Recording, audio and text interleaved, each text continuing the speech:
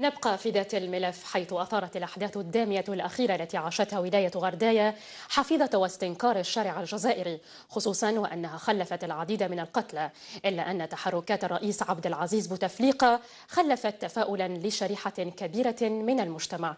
التقرير لسيد أحمد هديبل. خلفت الأحداث الدمية الأخيرة التي عاشتها ولاية غرداية حفيظة الشارع الجزائرية والذي تابعها بكل حسرة وألم. هذه الأحداث التي تحولت في ظرف وجيز إلى قضية رأي عام اتفق كافة الجزائريين على استنكارها. De toute manière, ce que je veux dire pour le chef de Gardaïa, je dis c'est pas une solution ce qu'ils sont en train de faire. S'ils ont des problèmes, il faut qu'ils les règlent dans le calme. Si dans des problèmes qui m'attaquent, ils brûlent les magasins. Ou là, ça sert à rien parce que c'est pour eux. C'est eux qui vont regretter à la fin. C'est leur bien. Ils sont en train de brûler leur propre bien.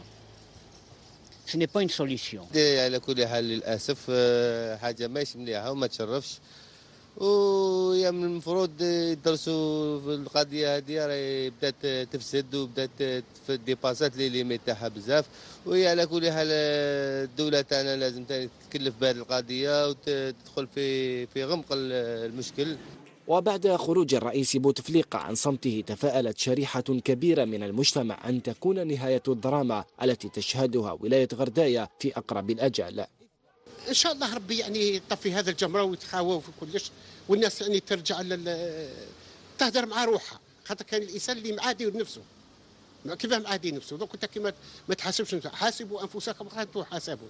ان شاء الله تنحى علينا هذه فتنه كبيره وماناش حابينها الشعب. على كل حال رانا كاع مسلمين وكاع خاوه ان شاء الله تروح علينا هذه الفتنه، ونتمنى ما نزيدوش نشوفوها ان شاء الله وما تكررش هذا. واش نقولوا؟